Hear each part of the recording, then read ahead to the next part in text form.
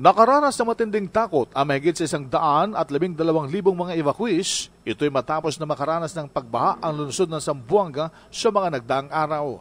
Ayon sa ulat ni Mayor Beng Climaco ng Zamboanga City sa NDRRMC, malabis na naapektuhan ng malawakang pagbaha ang 118 Crisis Evacuation Center sa 22 apektadong barangay na may naninirahang 2,869 pamilya. Sinabi ni Major Ray Balido, ang opisyal na tagapagsalita ng Office of Civil Defense NDRRMC, malabis na naapektuhan ng kalamidad ang lungsod ng Zamboanga. Pati yung airport nadamay na bumigay yung isang parte ng pader at kasaming runway na binaba, kaya naman yung flights dyan canceled hanggang sa ngayon. Nandun na yung ating DSWD, yung lokal na pamahalaan para tugunan yung mga pangangailangan ng ating mga kababayan. Ayon pa kay Balido, sa nasabing mga pagulan, ang lalawigan ng Panay Island ay grabe ding naapektuhan.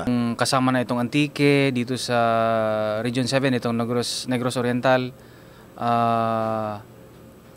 meron tayong kabuuan na 19,000 families.